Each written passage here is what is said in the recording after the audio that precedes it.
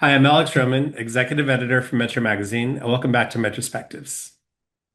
My guest is Michelle Petelicki, President at Panorama Tours. Today, we dive into the American Bus Association's recent sustainability report and explain how its findings can influence both consumer perception and legislative decision-making. We also take a look ahead at major upcoming events like the World Cup, which present exciting opportunities for transportation providers across the country. Thanks again for tuning in. I hope you enjoy the conversation.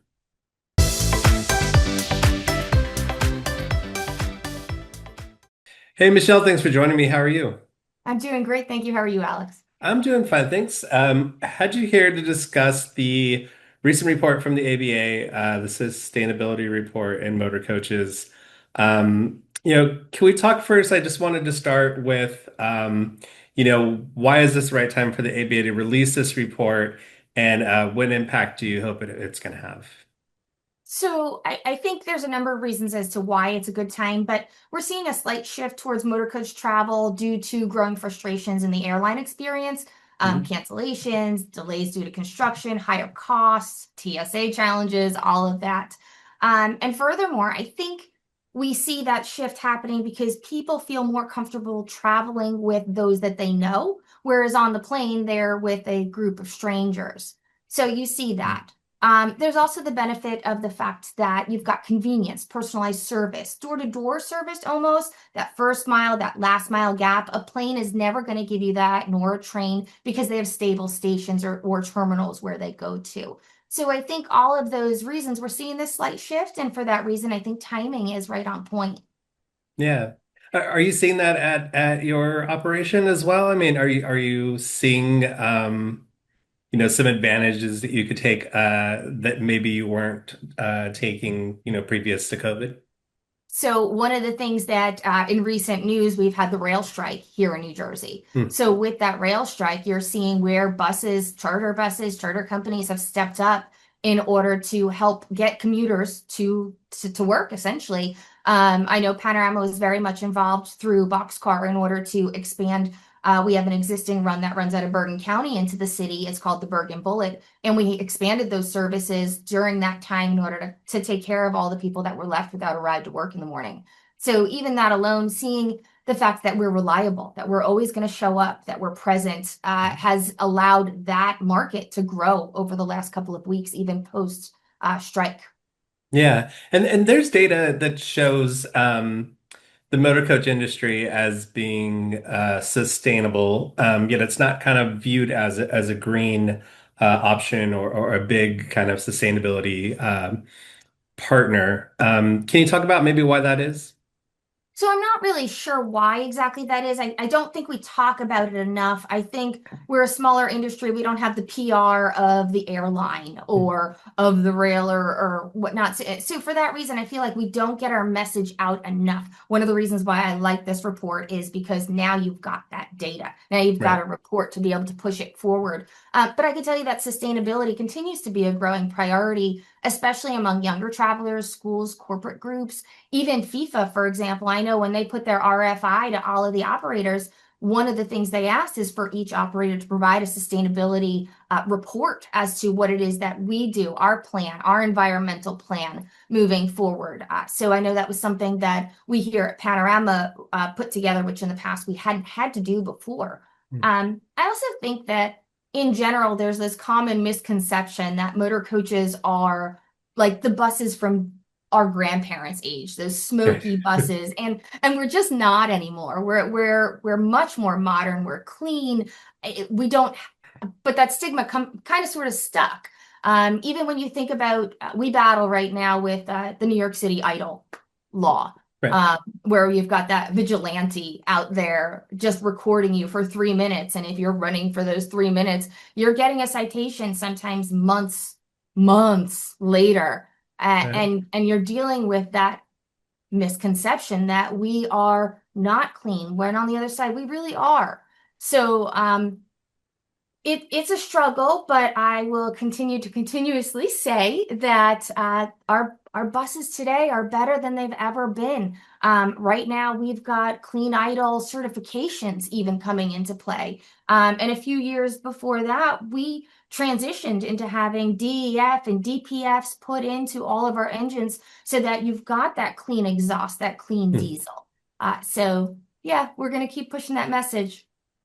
I want to get to the clean idle technology in a second, but you brought up something interesting, and I think it's something that people forget. And also, a contributor to Motorcoach has been sustainable all along, which is your contribution in large events. You mentioned FIFA, there's Super Bowls, there's concerts, there's all sorts of things. Motorcoach is always part of the equation, and always part of the solution, right? Absolutely, 100%. I find that even the smaller things, I'm right outside of MetLife Stadium. Mhm. So a concert that's on a smaller scale versus now the World Cup, a much Right. larger scale. But regardless, we're an intricate part of that. And I wish there could be more collaboration in making that known. So I hope that in time we continue to push that forward. Yeah.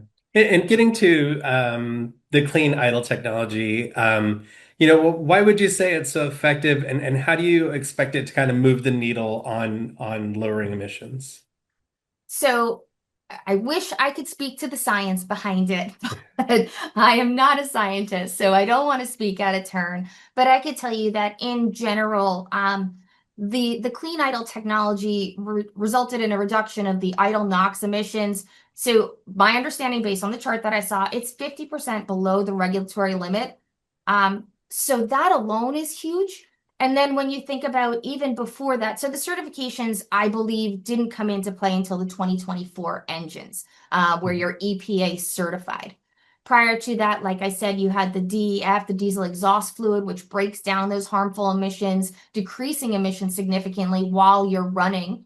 And on top of that, the DPF filters to catch all the soot that's being expelled out. So all those things, I mean, we really are doing our part. And some people will even say that the air going in is dirtier than the air coming out. Right. I haven't seen that in a study yet, but I mean, based on that data, it's not hard to jump to that conclusion. Yeah. And getting to that study and getting back to that study, I think from opening, I mean, you mentioned being a smaller industry and not being able to kind of get the word out, and this will help. Can you talk about a little bit about how the industry has kind of readapted itself to become kind of a little bit more of a player in DC, and kind of bending the ear of legislators? Yeah, so I'm down in Washington, D.C. at UMA for the fly-in every single year, and I know ABA is down there often as well, just touting our message and the fact that we are green and we are the solution to congestion issues at large, and that we should be part of a bigger conversation in which what can they do to help us be further involved? How can they invest in our industry and in each of us in order to get even more of that? Simply because we are doing so much, even outside of where the engine has come in and being clean idle and clean Mhm. diesel. But in our own training in-house, in our preventative maintenance, all of that also pushes that needle even further. And can you talk a little bit about what you're doing there? I mean, what you do locally, obviously, on a national level is important, vitally important is at Mhm. the local level. Can you talk a little bit about how Panorama plays a part in getting legislation, that sort of thing, from the state level? Yes. So the Greater Northeast Motorcoach Association, we do everything that I can. I'm the legislative chair of the association. So I talk to all of our members in the Northeast to see where we're at and what we're doing. And we work together very hard for each of us to be speaking to our legislators and making them aware and building those relationships and having that constant communication so that they understand when something comes up. We are the resources. We are the experts. We are the people on the ground. We can give you the operators' answers. In New Jersey, not that long ago, we had a congressman, I'm sorry, an assemblyman who put through a prospective bill for a 2-minute idle rule. I was Hmm. like, 2 minutes? I can't even get all the safety checks in place in two Right. minutes. So I was able to pull the manual of my actual bus and send him the user's manual saying, I need 3 minutes just to get through the whole brake check system. And you're trying to pull this down to 2 minutes. It's just not feasible. So Right. being able to have those continuous conversations and that open dialogue, I think is just critical. Yeah. And I feel like over the last, 5 to 10 years, the legislators, and especially after COVID and all the work that ABA, UMA did, and other associations, um, those legislators know who you guys are now. Yeah, so it's funny. In the earlier days, we would go and they'd be like, "A motor coach? What is a motor coach? Is that like a an RV? Is that like a motorcycle? What are you trying to talk about?" And now it's moved on to, I get to see my legislators often. I get to talk to them a lot, and oftentimes the staffers are the same as well. So it's no longer a "who are you?" It's "how have you been?" Right. So that's a very nice shift. And even things when right here, my congressman, he passed away not that long ago. The new person coming in, the chief of staff of my previous congressman, is now the chief of staff of my current congresswoman. Mm. So when he came on, he said, "We're looking for a reputable bus company to help us with the campaigning and everything that we need to do." And to get that phone call, it's a nice feeling, and it's a nice understanding for him to know that I'm here as a resource, and for me to know that at any point in time they can pull on me, and I can talk to them about what I'm dealing with as well. Right. And getting back a little bit to this report, can you talk about some of the kind of sustainable practices Panorama and other operators, employ to kind of ensure, being good stewards of the communities you guys are serving? Sure, I'd love to. Some things that are just, most operators are doing this, and that's just your preventative maintenance, making Mhm. sure that your motor coaches, your fleet are in good shape, making sure you've got proper tire inflation, making sure that you're running as effectively as you can, so that you're not expelling the soot, making sure that your engines are in proper care. Additionally, as eco driver training, we talk to our drivers constantly about things like watching your speed. I think that's very Mhm. important. If you stay within, now we govern our buses, so they're kind of stuck with what it is. But watching that Right. speed, watching your acceleration, unnecessary idle is unacceptable. There's no reason for it. There are times where idle is necessary, but when it's not, we turn that bus off. And so that type of training is important. Here at Panorama, we also got eval certified. We're a silver eval certified organization, and that's just due to additional things.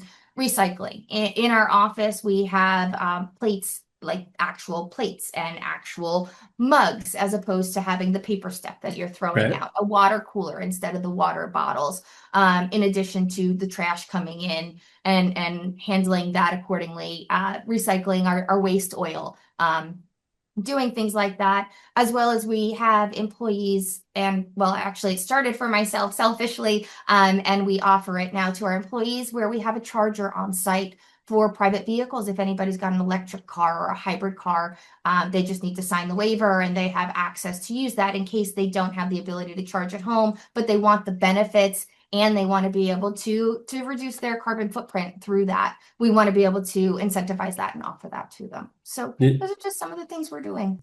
These sustainability practices, they can't be limited to just large operators. I mean, small operators also are able to kind of employ these practices and do so on kind of a limited budget that they may have. Yeah, yeah, and that driver training, I think, is very, very important, and one that's beneficial, not just for the climate and not just for the footprint, but also for your vehicles, right? It extends the life of your vehicle if they're treating it properly.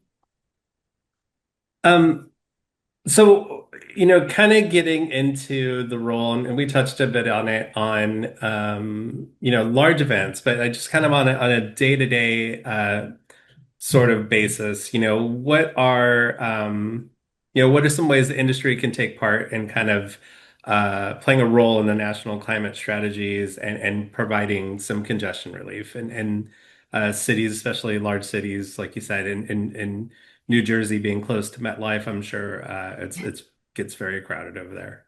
Yes. So there are a lot of international events that are coming to the US. So we've heard a lot about FIFA. Mhm. Even in the next month, we've got the Club World Cup. right here, in which we're Right. going to have the finals and whatnot. So being involved in that and talking about the importance of motor coaches as opposed to the congestion of all the cars. As it is, I do live in a very congested area.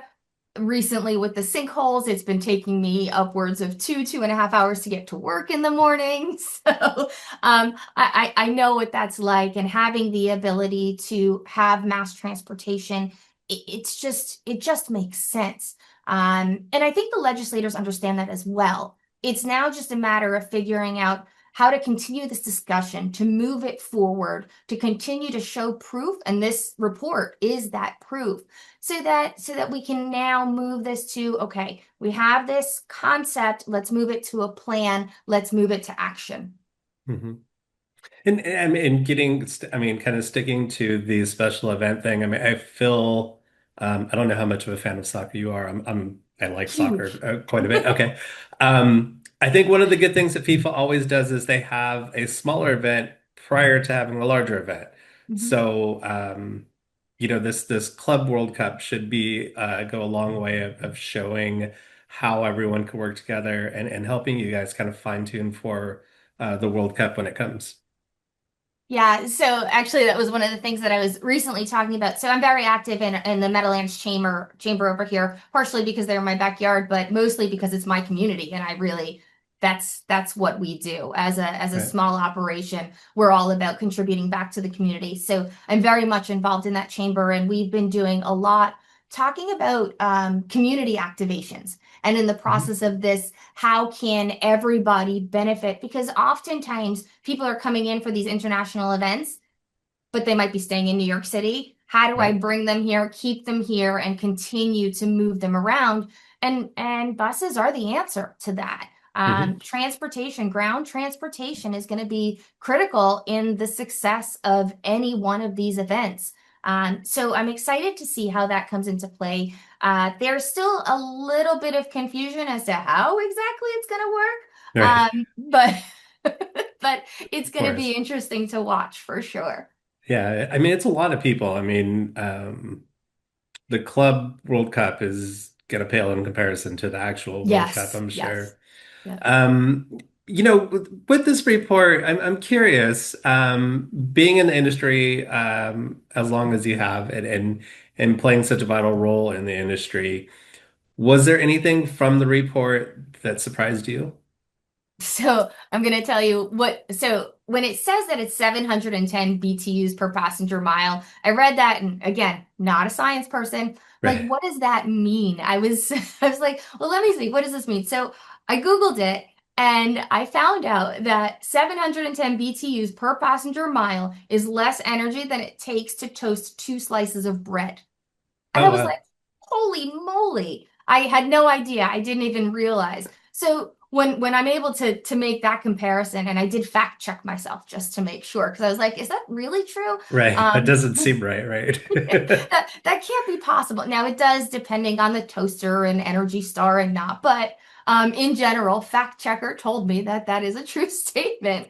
And I said, wow, that is amazing. And the fact that I can contribute to that, I'm excited and proud, and I love again that this report has come out and gives us that data to say to whoever we're talking to, whether I'm Mhm. doing a testimony about idling or about the congestion tolling projects in general, and I point that way because New York City's that way.